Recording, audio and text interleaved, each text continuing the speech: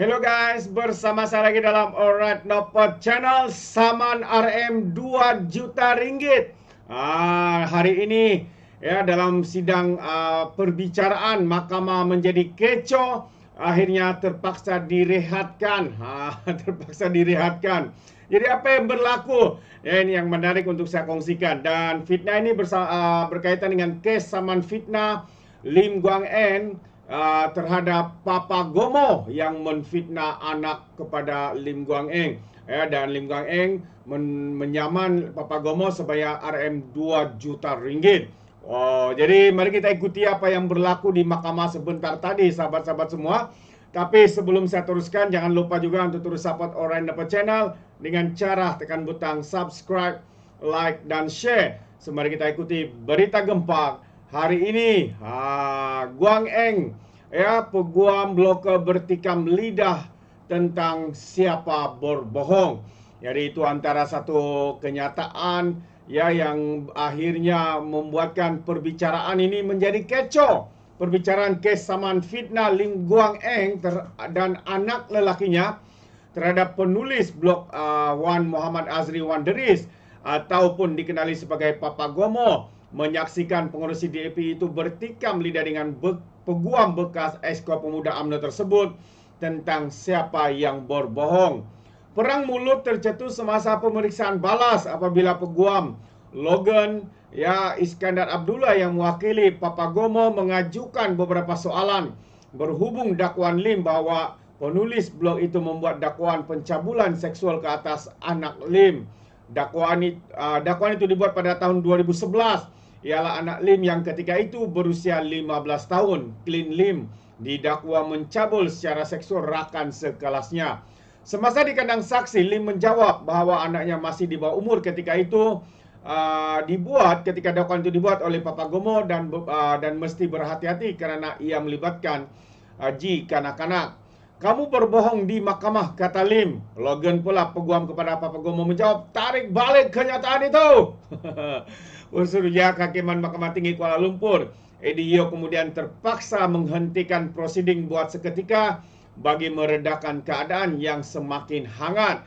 Apabila ia memanggil semula prosiding kira-kira 15 minit kemudian, Ursuruja Kehakiman mengingatkan pihak-pihak supaya mematuhi kesopanan dan kebijaksanaan semasa perbicaraan. Ia juga mengarahkan Lim menarik balik kenyataan yang mendakwa Logan berbohong dan ahli Parlimen Bagan itu berbuat demikian.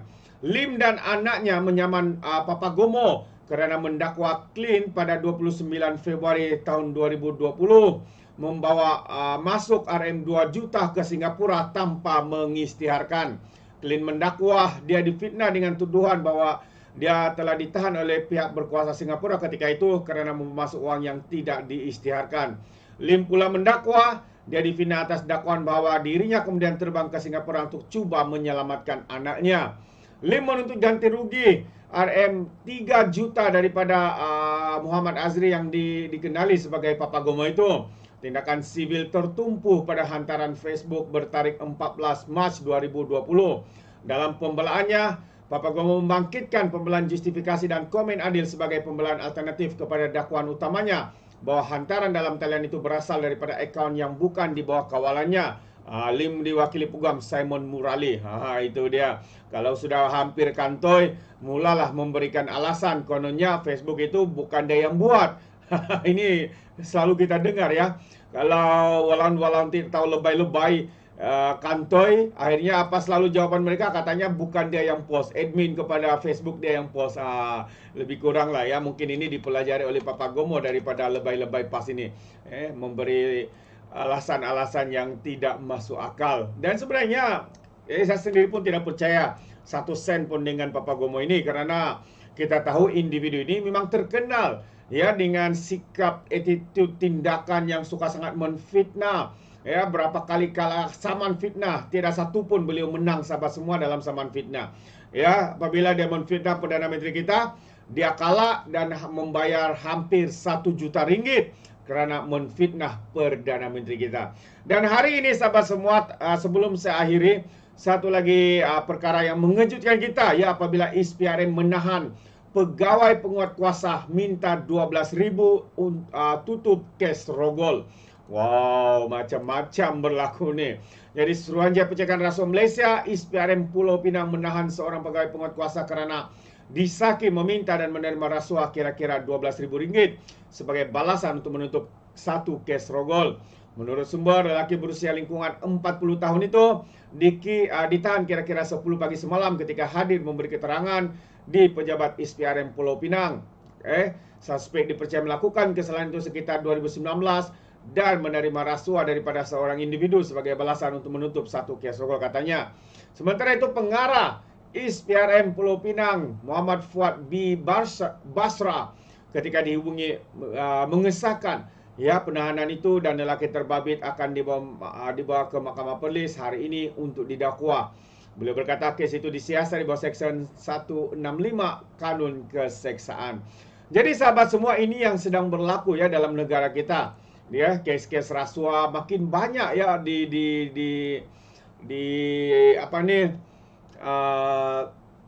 berlaku pendakwaan. Kerana apa? Kerana kita tahu kerajaan hari ini, Datuk Seri Anwar Ibrahim sebagai Perdana Menterinya dah seringkali melaungkan untuk memerangi gejala rasuah ini. Jadi itu antara perkara yang dilakukan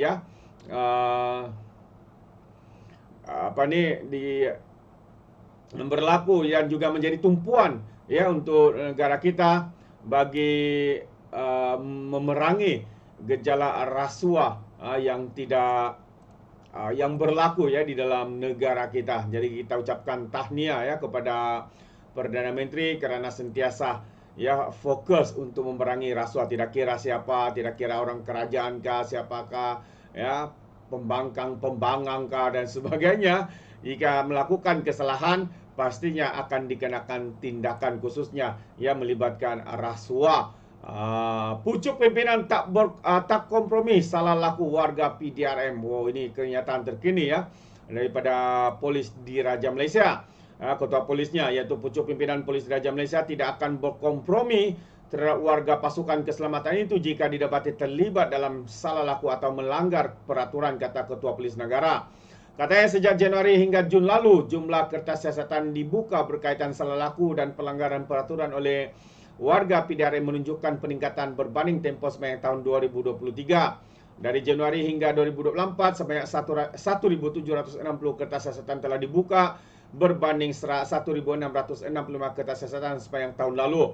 Katanya pada satu perhimpunan bulanan Ketua Polis Negara, anjuran Jabatan Integriti dan Pematuhan Standard di Kuala Lumpur hari ini. Ketua Polis Negara berkata GIPS akan diminta mencari penyelesaian berbentuk pencegahan dalam menangani isu-isu berhubung salah laku dalam kalangan warga Sang Saka Biru itu. Jadi sebagai titik tumpuan, katanya, tumpuan kepada pengurusan isu-isu integriti dalam PDRM, GIPS perlu lebih proaktif mencari penyelesaian terbaik untuk mencegah pelanggaran etika sebelum ia menjadi bara dalam pasukan. Jadi itu antara kenyataan terkini daripada Ketua Polis Negara. Tetapi apapun, kita mengharapkan pasukan Polisi Raja Malaysia ini dapat melakukan tanggungjawab mereka dengan sebaiknya. Alright, sampai di sini saja. Ada beberapa perkara, tapi yang pertama tadi saman, maafkan saya, bukan saman 2 juta sebenarnya, tetapi 3 juta, saman 3 juta. Saya perbetulkan dulu. Saman 3 juta yang dibuat oleh Lim kepada Papa Gomo, memang yang seorang yang terkenal sebagai kaki fitnah, terkenal sebagai penghasut dengan fitnah yang tidak benar, berita palsu dan sebagainya. Jadi saya masih rasa tertanya-tanya, kiranya masih ada individu ataupun rakyat Malaysia yang masih percaya dengan kaki penfitnah ini. Itu persoalannya. Jadi terima kasih sahabat semua, sampai di sini saja. Sekiranya anda mau berikan sebarang komen, pandangan, anda boleh berikan di dalam ruangan komen. Tapi ingat, komen dengan cara berhema. Terima kasih, izinkan saya untuk mengundurkan diri. Dan seperti biasa, peribahasa mengatakan, tak apa kangkap 2 tahun keinginan. Dalam bahasa Melayunya, tepuk dada, tanya selera. Sekian saja daripada Alright Nampak Channel. Kita berjumpa lagi. Bye-bye.